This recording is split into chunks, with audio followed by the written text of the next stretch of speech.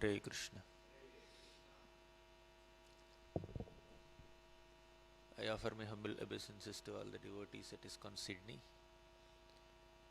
Today we are discussing from the 8th chapter of the 4th canto of Bhagavatam, where Maitreya Muni elaborately describes the story of little Dhruva, who was just 5-year-old at that time. Dhruva was insulted by his stepmother Suruchi, and he became so disheartened, and he went to his mother Suniti. Mother Suniti told him, "My dear child, don't feel disappointed. Don't develop any revengeful attitude or hatred towards your stepmother. Don't desire harm for those who must have harmed you." Please understand that whatever inconveniences or difficulties or reversals we are facing in this world are only a result of your own past misdeeds.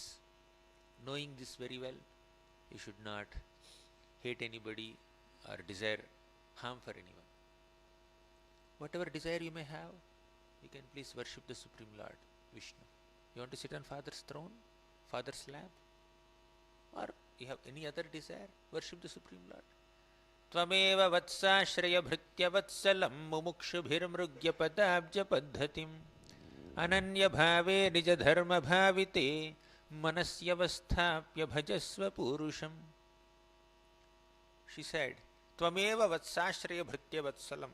My dear Dhruva, please take ashraya, please take shelter of that Bhrityavatsala Krishna. Krishna is Bhrityavatsala, means he is very affectionate towards all his servants, devotees. Take his shelter. Mumukshubhirmrugyapadaabja paddhatim. Another point that she said was, those who are aspiring to attain liberation, mumukshubhir, mrugyapadabja paddhatim, they follow this paddhati, they follow this process of taking shelter of his divine lotus feet. Ananya bhave nija dharma bhavite, while performing their regular responsibilities in this world, their dharma, without any distractions in the mind, they worship the Lord, Ananya bhave. Ananya bhave nija dharma bhavite manasyavasthapya bhajasva purusham.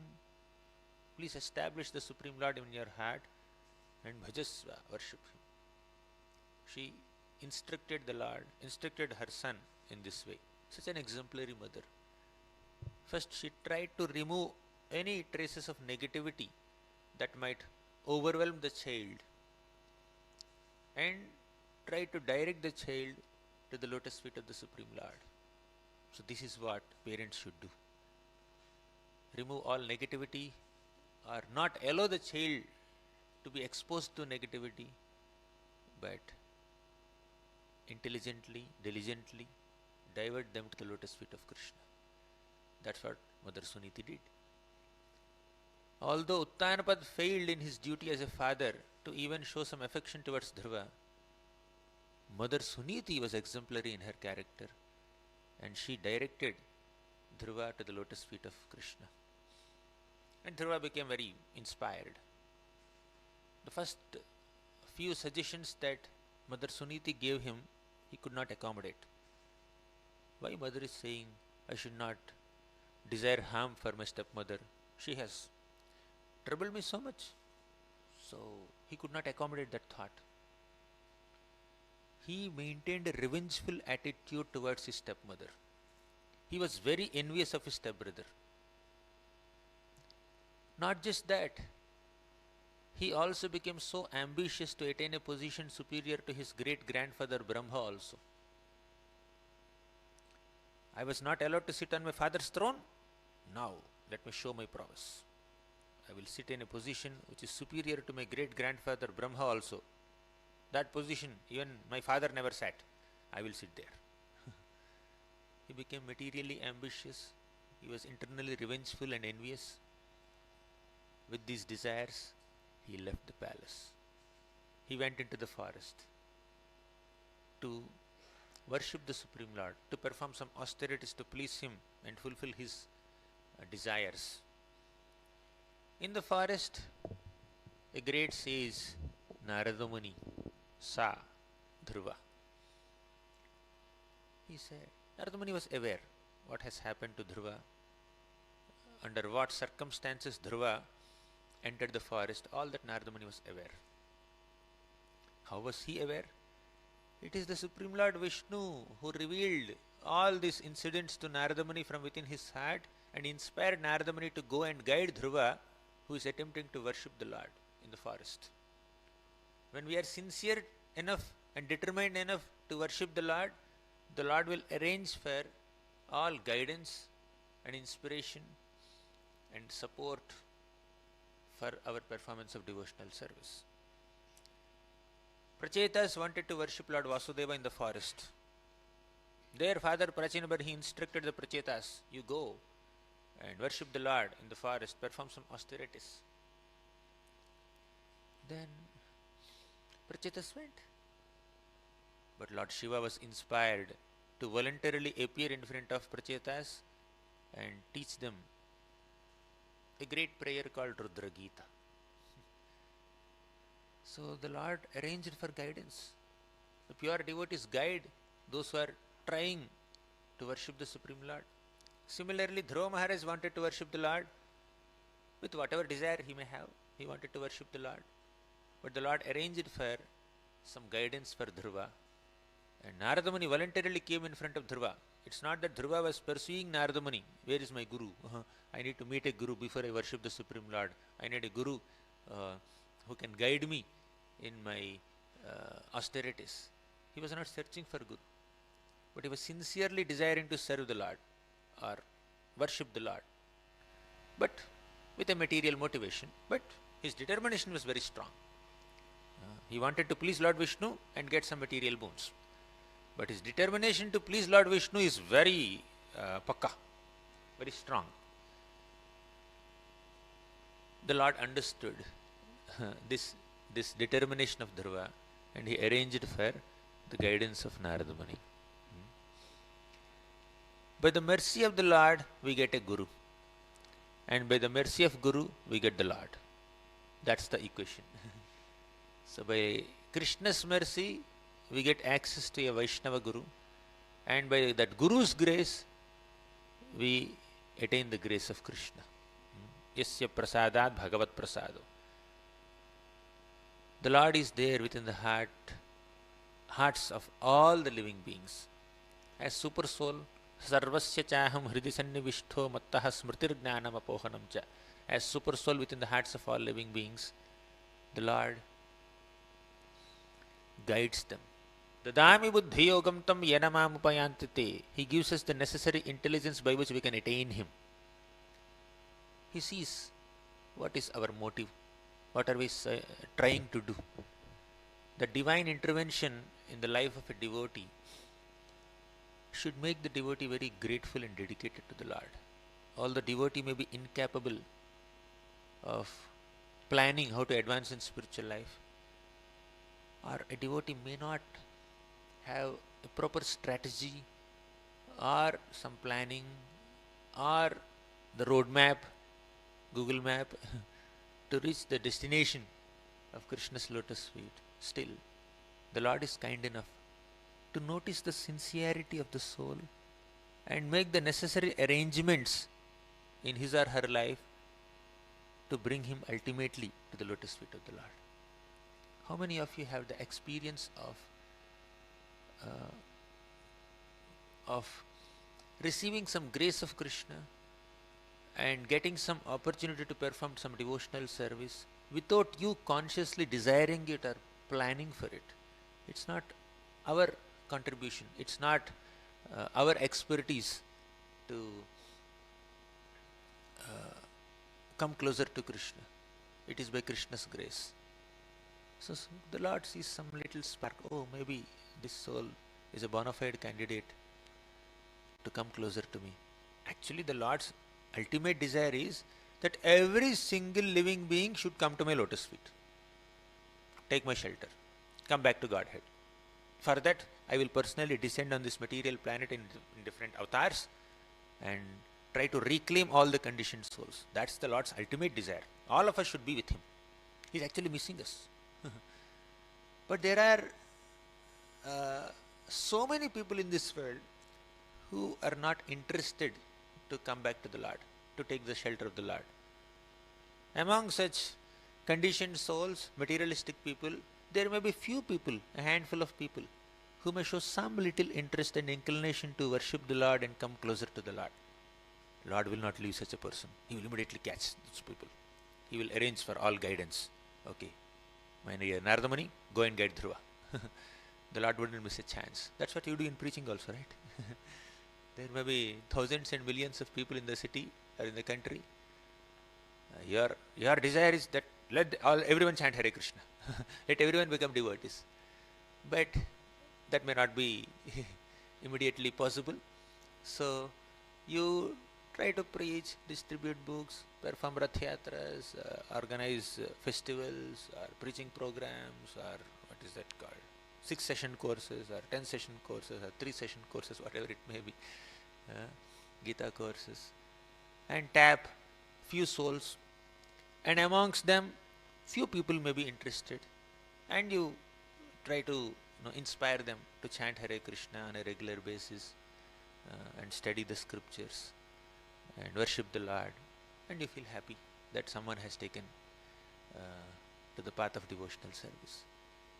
And at a much bigger scale, that's what the Lord is also desiring. He comes to this material world to inspire all of us to take to the process of Krishna consciousness. As Kunti Mata says, Bhavesmin klishyamananam avidya kamakarmabhi shravanasmaranarhani karishyan iti kechana. Bhavesmin klishyamananam. So far, Mother Kunti gave several reasons for Krishna's descent. Krishna, you appear to please all the pious kings. You appear to please Devaki Mata and Vasudev. You also appear in response to Brahma's appeal. You also appear to please Yadud by appearing in his dynasty. So there are so many reasons for your descent, but one important reason for your descent is avidya kamakarmabhi sravana smaranarhani karishyan iti kechana. To inspire conditioned souls to take shelter of the process of Bhakti Yoga. Shravana smarana arhani karishyan iti kechana. Shravana means hearing about the Lord. Smarana, remembering the Lord. Arhani means worshipping the Lord. To inspire the conditioned souls to take to Shravanam, Smaranam, Arhanam, you appear in this world. That's your ultimate purpose in relationship to the conditioned souls. Of course, the Lord has so many other reasons for his descent, but the ultimate reason for his descent is, in terms of conditioned souls situation, is he wants to reclaim all of them. He wants to inspire them to take to the path of bhakti, Sravana Kirtana. Here is one soul, one little boy, 5-year-old child. Because of circumstances, he became frustrated, he became disappointed, discouraged, because he was not allowed to sit on his father's throne or father's lap. He became very, very disheartened, and he became very ambitious in a childish way. I want to take in a great position. I was not even allowed to sit on my father's lap. I will sit in a position which my father has never seen, which my forefathers also have never seen. Who is the topmost in our dynasty? Uttanpad's father is Swayambhumanu. Swayambhumanu's father is Brahma. And I want to attain a position superior to Brahma. That's the childish ambition of this 5-year-old Dhruva. So with that ambition he came out, and Narada Muni became aware. By the Lord's grace, Narada Muni became aware of Dhruva's ambition, and he came to Dhruva and said, Dhruva, where are you going? What are you doing in this forest? This forest is filled with so many ferocious animals. Are you not afraid? Why did you come here? Then Dhruva said, I want to attain a position superior to the great grandfather Brahma. And to achieve this, I want to worship Lord Vishnu. I want to perform austerities in the forest, like sages did. Then Narada Muni said, no, you are a small child, 5-year-old boy. You are supposed to be attached to sports, games. You should not take insults and praise so seriously. What difference do you know between honor and dishonor, respect and disrespect. No. When a child is deprived of something, child may cry. After some time, child will laugh. You give him some sweet, he'll laugh. You give him some toy, and the child becomes excited. So their emotions may not be very, very consistent, generally speaking. So you are not supposed to take the insults of your stepmother so seriously. But if you are so mature enough to understand the difference between honor and dishonor, praise and criticism, then please understand this also.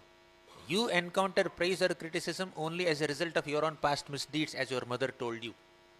Better don't take it seriously, accept it and go back. And you want to worship the Supreme Lord and please Him? It's not so easy. Many great Brahmanas and sages tried. So many great Munis have done tapasya to worship the Lord, to please the Lord. But the Lord is not pleased so easily. You better go back home. When you are grown up, then you can come back and do austerities. But now you are too small, you cannot do it. But Dhruva Maharaj was very determined, quote unquote, little stubborn. Narada Muni, I cannot accept your non-spicy instructions. You are telling me, may you be peaceful, be calm, don't take the insult of your stepmother so seriously, go back home, don't attempt now, you can do it later. All these kinds of teachings may be more suitable to Brahmanas, but I am a Kshatriya with my blood boiling because of the insult of my stepmother. I can neither forgive her nor give up my ambition to attain a great position superior to my grandfather Brahma also. I cannot give up my desire or ambition. This is Kshatriya spirit. Despite all kinds of reversals and obstacles, they want to get it. They are so determined. That's one aspect. Second, they cannot tolerate any insult. They cannot ignore it. So Narada Muni thought, this boy is so determined. Although he is just a 5-year-old child, his determination and his Kshatriya spirit is like too intense. So I must guide him. I must utilize this spark of determination and guide him to the lotus feet of the Lord. Actually, a guru tests a disciple before accepting him as a disciple. How determined is the guru? Is the disciple? How serious enough is this disciple to perform bhakti? Is he casual or is he serious enough? Maybe he will accept me as guru. After some time he may get distracted and deviated. They may pursue their sense pleasures, continue to pursue their material life. Or are they serious enough? Can they give a lifelong commitment? So like that, a guru also tests a disciple before accepting a disciple. Narada Muni also tested the determination. If I scare this boy, if I say that what he is trying to do is very difficult, will he go back or will he show the same amount of determination? But Dhruva passed the test of Narada Muni. Then Narada Muni taught Dhruva the process of pleasing the Lord. He said, Tarunam Ramaniyangam Arunoshthekshanaadharam Pranatashrayanam Nrmnam Sharanyam Karunaranavam. Tarunam Ramaniyangam. Tarunam, the Lord is very youthful. Ramaniyangam, the Lord has evenly formed limbs. Very beautiful body. Ramaniyangam, every limb of his body is perfectly formed.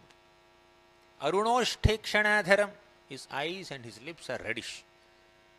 Pranata Ashrayanam, if you take shelter of the Lord, if you offer pranams to the Lord, Ashrayanam, he will give you shelter. Nrmnam, he is transcendentally pleasing in all respects. Sharanyam, he is the worthiest object of shelter. Karunaranavam, because he is an ocean of compassion. In this way, Narada Muni described the qualities of the Lord and taught Dhruva Maharaj, you please go to Vrindavan, go to Madhuvan. On the bank of Yamuna, you start worshipping the Lord. Make a small form of the Lord with clay. He did not ask him to carve a marble deity or brass deity. You just make a small form of the Lord with clay and start worshipping the Lord with the locally available flowers and fruits and leaves and twigs. Especially tulasi is very much available in Vrindavan. You pluck tulasi and offer it to the Lord. Tulasya priyaya prabhum. And you should also chant the name of the Lord. Om Namo Bhagavate Vasudevaya. You chant this name, chant this mantra. Om Namo Bhagavate Vasudevaya. And you also meditate on the leelas of the Lord.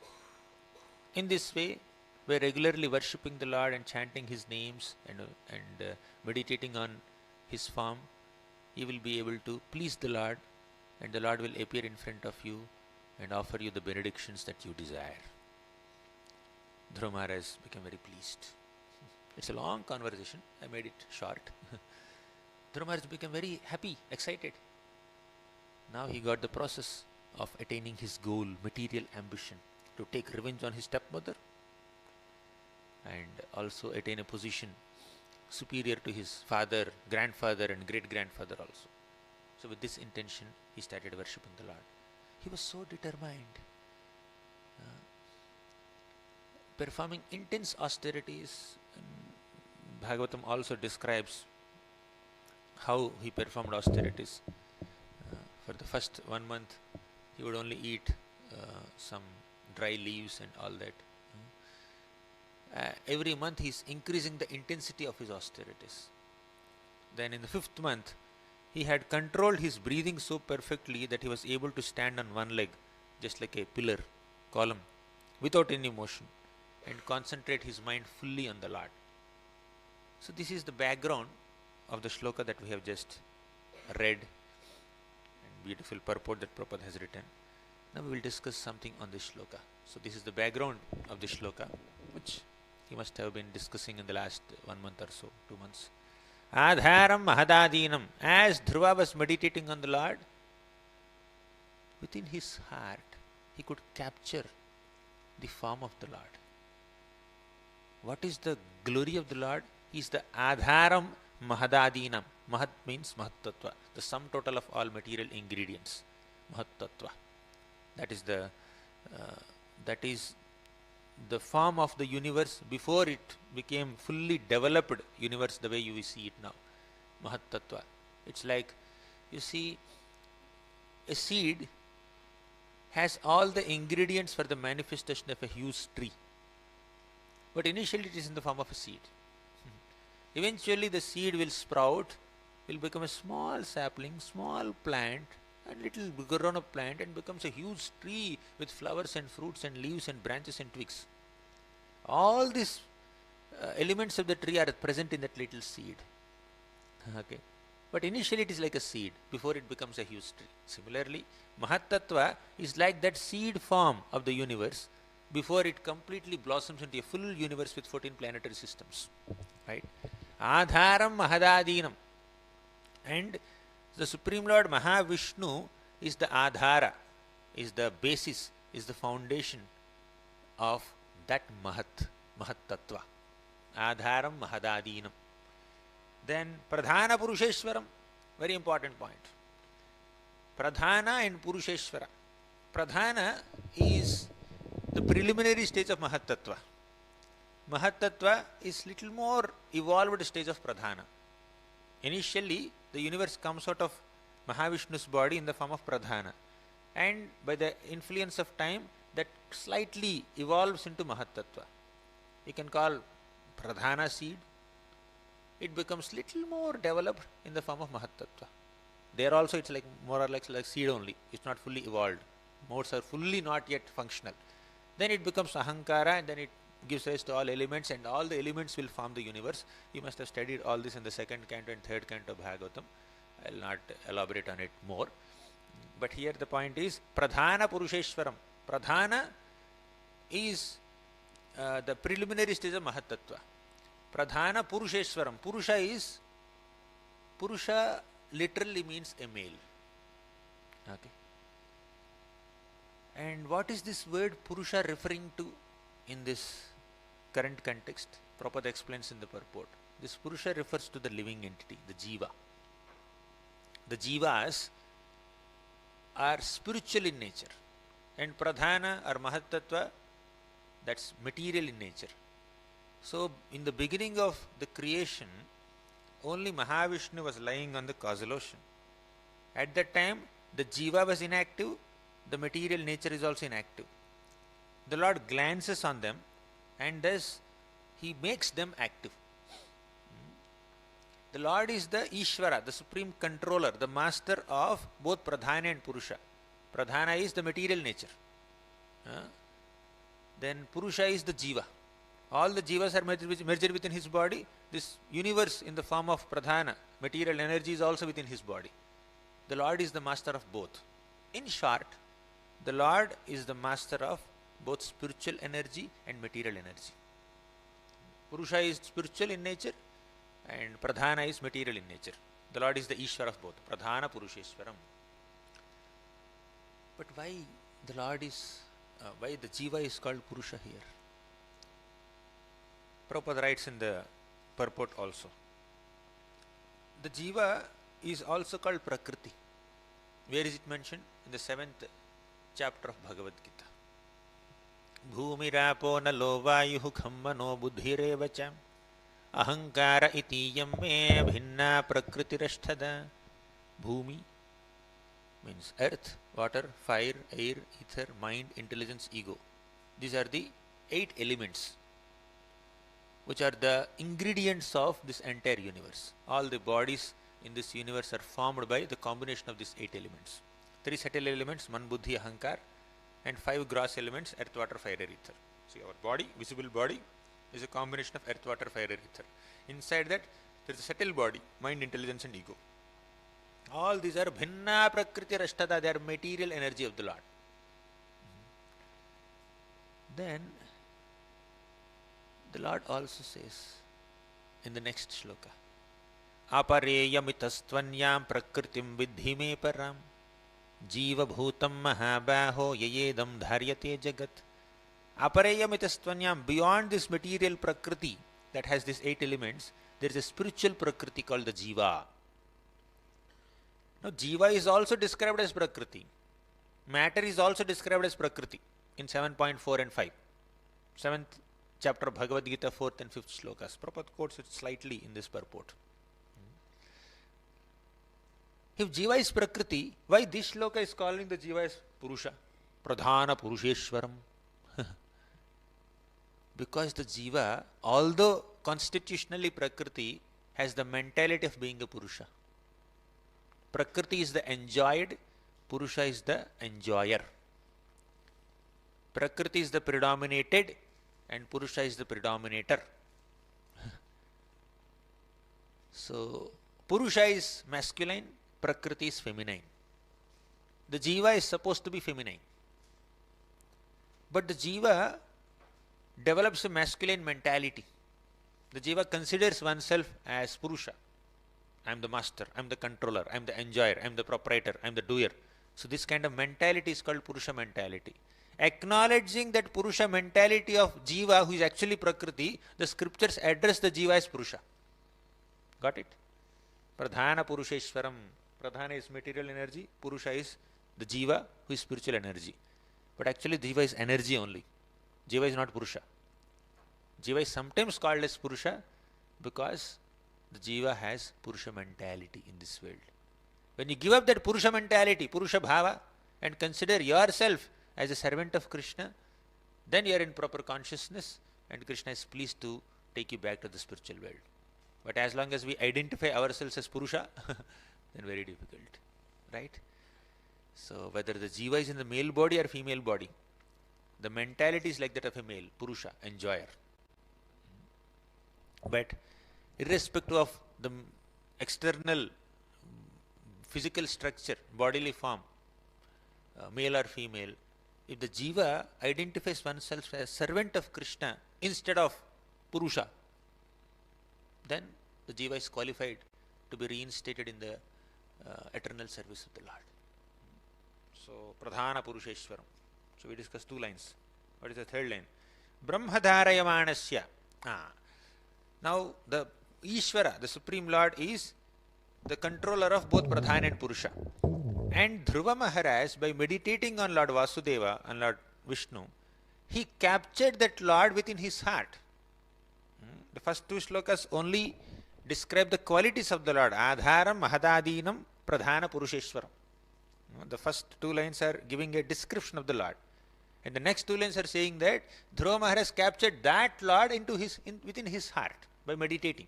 He was constantly meditating. Om Namo Bhagavate Vasudevaya. He was constantly chanting. So by his devotional meditation, he could capture that Pradhana Purusheshwara within his heart. And Brahma Dharaya Manasya. Dharaya means to capture. Brahma is the Supreme Lord here. Brahma is not Lord Brahma. The word Brahma has multiple meanings. So Brahma basically means spiritual. Brahma can also refer to Lord Brahma, the creator of the universe. Brahma can also refer to the impersonal Brahman, the effulgence of the Lord. Is it getting too technical? You're able to handle? So Brahma can also refer to Parabrahman, which is the Supreme Lord. So Brahma can refer to the Jiva, a spiritual entity. Brahma can refer to anything spiritual. Brahma can refer to Lord Brahma. Brahma can refer to any Jiva. Brahma can refer to the Supreme Lord also. Brahma can also refer to the effulgence of the Lord, impersonal Brahman. We need to see the context. So Brahmadharya Manasya means the little child Dhruva has captured that Supreme Brahman, the Supreme Personality of Godhead, Krishna, within his heart. Dharaya Manasya. He was holding. Dharayati means to hold. So he was holding the Lord within his heart. Brahmadharya Manasya. And what are the qualities of that Lord? First two lines say. When Dhruva could manage to capture the Lord within his heart, what happened? Last line says, Trayo lokascha kampire.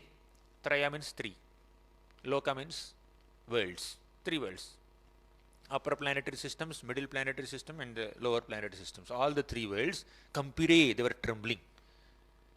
Because of the power of Dhruva's austerities, all the three worlds were trembling. This is the power of austerity. And there is a finer detail here. Interesting detail. Because Dhruva captured the Lord within his heart and kind of arrested him in the heart, he became as heavy as the Lord. And with that heaviness within his heart, he was standing on one leg, actually one toe, worshipping the Lord and offering obeisances to the Lord and chanting Om Namo Bhagavate Vasudevaya. And because he assumed the weight of the Supreme Brahman, Parabrahman, who is there within his heart, he kind of pushed down the earth. He created some pressure on the planet, earth. And that kind of suffocated the Devatas. Trayo lokascha kampire. All the three planetary systems are trembling. So this is very amazing. Whenever somebody does austerities, there is some disturbance created in the universe. We know Hiranyakashipu. When he was doing austerities, he was also standing on his toes. So Dhruva was standing on one leg. Hiranyakashipu was standing on two legs. So he was standing on his toes and he raised his hands like this. Okay, standing on the toes. He was looking upward and chanting the names of Brahma and meditating on Brahma. And because of that, so much of heat generated from his body. And that heat started burning all the planets. And all the devatas became very perturbed, and then they went to Brahma. Oh, Brahma, please, he's doing some austerities and we are getting suffocated, please do something. Similarly, Dhruva is doing austerities and all the devatas are getting affected, they were trembling, and they went to Lord Vishnu and said, please do something. But there is a difference between Dhruva's austerity and Hiranyakashipu's austerity. Hiranyakashipu was worshipping Brahma and Dhruva was worshipping Vishnu. Hiranyakashipu was a demon and Dhruva was a 5-year-old boy, child. Both had material motivations, by the way. Hiranyakashipu had a material desire. What was that? To kill Vishnu, to take revenge on Vishnu, to become immortal. And Dhruva also had a material desire. Dhruva Maharaj had material desire, that is to attain a great position, privilege. But because he was worshipping Lord Vishnu, and because he had the profuse blessings of his mother who was a great Vaishnavi, because he also had great blessings of his Guru Narada Muni who was a great Vaishnava. So he got the blessings of a great Vaishnava and a great Vaishnavi in the form of his own Guru and his mother. And he was worshipping Lord Vishnu. And on top of it, he was worshipping the Lord in Vrindavan Dham, on the bank of Yamuna, in Madhuvan. It's like the Abhidaya process of Dhruva is glorious. Although his motivation is impure, his desire was material, but the process of his meditation and his worship is pure, is extremely pure. And one more thing, while doing his Abhidaya, while worshipping the Lord, Dhruva was not meditating. 1 month I did austerities, when will the Lord come? When will he make me greater than Brahma? He was not meditating. Although he began with that material desire, he was not constantly meditating on the material desire. He was absorbed in bhakti only. He had a desire. To fulfill the desire, he took the path of bhakti. He worshipped Lord Narayana under the guidance of Vaishnava Gurus. But while worshipping the Lord, he was not meditating on the material ambition. This material ambition was sidelined, and absorption in bhakti came in forefront. Because of his absorption in bhakti, he forgot his material desire completely. He became so lost in meditating on the Lord, chanting Om Namo Bhagavate Vasudevaya. That's why it is said in Bhagavatam, Akamaha sarva kamo va moksha kama udaradhihi tivrena bhakti yogena yajeta purusham param.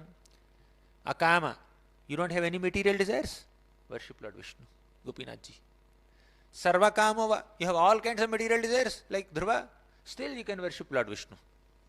Moksha kama, you are specifically desiring liberation, still you worship Lord Vishnu only. Tivrena bhakti yogena yajeta purusham param. So, whatever may be your background, you can worship the Lord.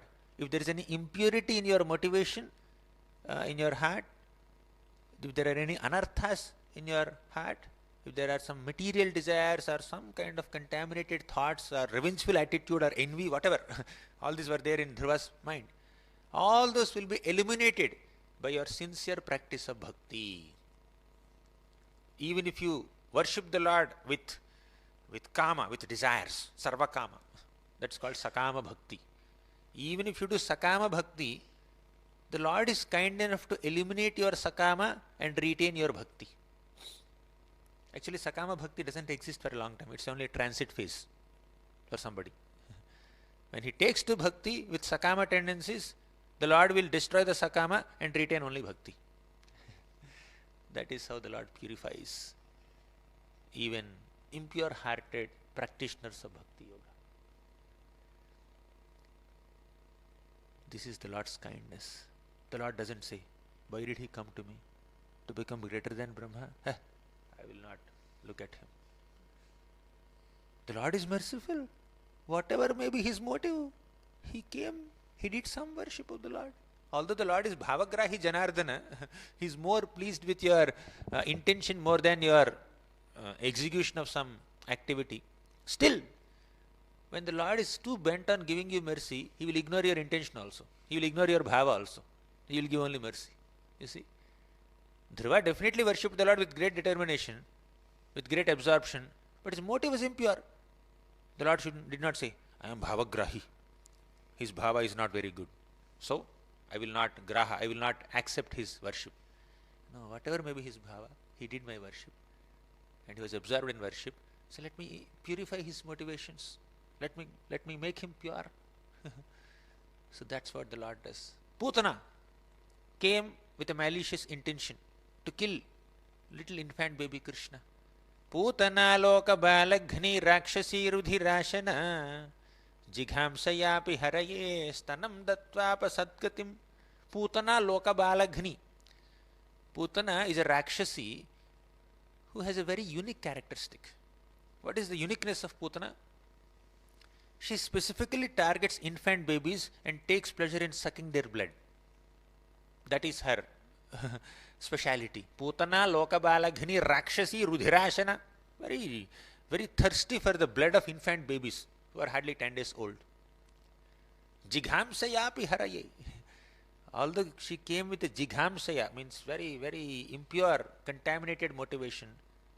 Haraye stanam dattva. By giving her stanam, by giving her milk to Hari, sadgatim, she attained a supreme destination. She is externally acting like a mother, a beautiful motherly lady, very trustworthy motherly lady, and acting like a mother.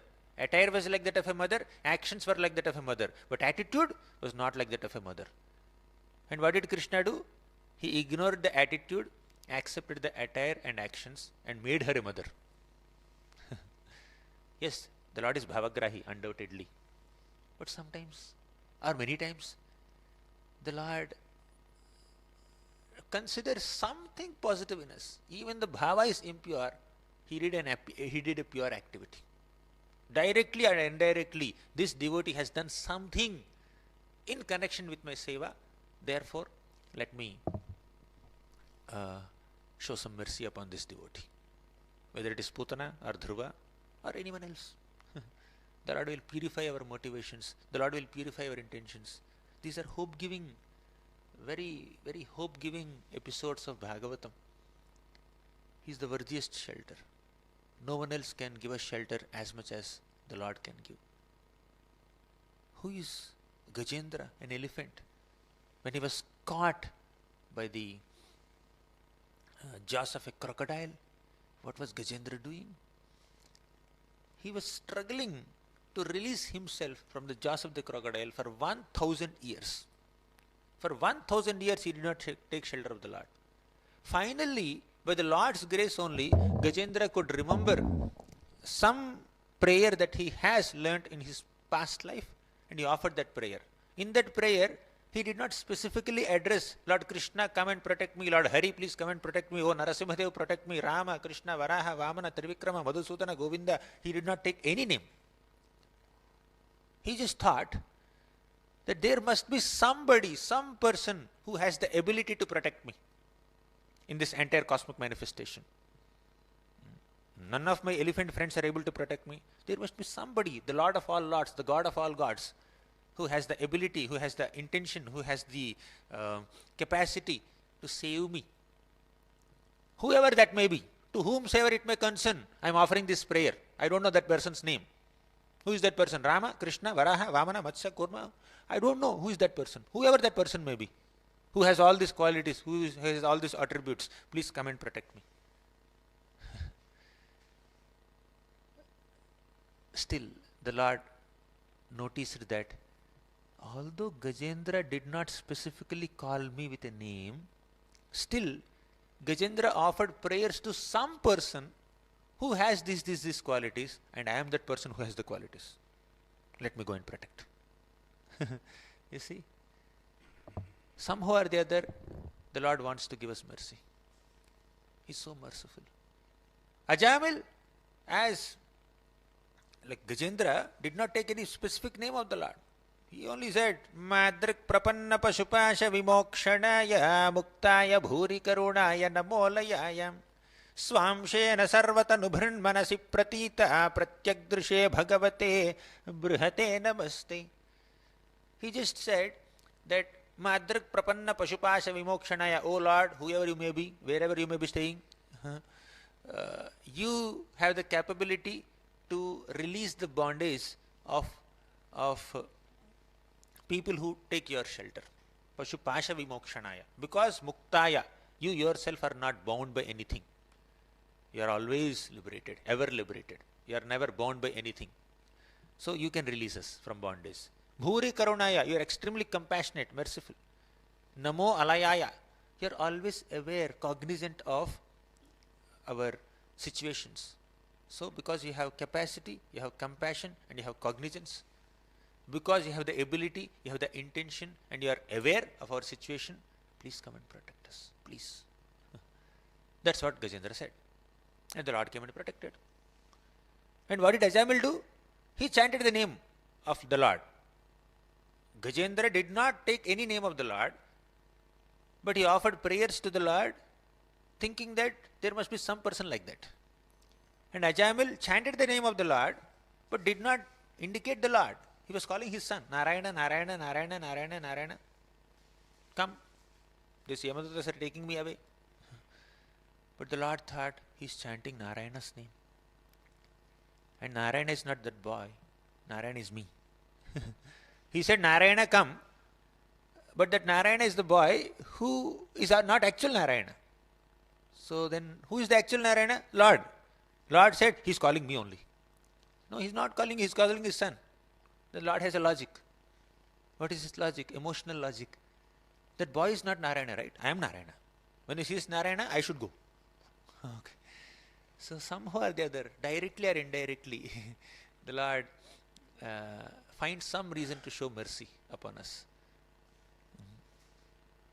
That's why Kulashekara Alvar says, He martya paramam hitam shrunutavo vakshyami sankshepata samsararnavamapa durmi bahulam samyak pravishya sthita nanagnanamapasya chetasi namo narayana yetyamum mantram sapranavam pranama sahitam pravartayedhvam muhum. He martyaha paramam hitam shrunutavo. O mortal being, martyaha paramam hitam shrunutavo. Here, a great advice that I am going to give you. Vakshyami sankshepataha. I will speak it concisely. Don't worry. You don't have to spend so much time. I'll keep it short. Please understand your situation as someone who is being tossed by the waves of this material ocean. And what are you supposed to do to come out of this material ocean? Nana gnanamapasya chetasi namo narayana yetyamum. Give up all your concocted ideas to come out of this material ocean and just accept my advice. What is that? Narayana. Chant the name Narayana, Narayana, Narayana, Narayana. Mantram sa pranavam pranama sahitam pravartayedhvam muhu. Chant this Narayana mantra. Offer pranams to the Lord. And do it constantly, regularly. Only by doing so, you will come out of this material ocean. And that's what Ajamil did. Not consciously, not intentionally, not with so much of zeal. Indirectly he did something. Ajamil chanted the name Narayana not to indicate the Lord but to indicate his son. Gajendra praised the qualities of the Lord Narayana, the Supreme Lord, not knowing who he is. He was thinking, there must be somebody who has all these qualities, let him come and protect me, whoever that may be. And Putana gave her milk to Krishna not to serve him like a mother, but actually kill him. But still there is some service done like a mother. The Lord gave him motherly position. And Dhruva chanted Om Namo Bhagavate Vasudevaya not out of love for him, just to fulfill his own material ambition to attain a position superior to his great-grandfather Brahma also. To take revenge on his stepmother with envious intention, with deep envy towards his stepbrother.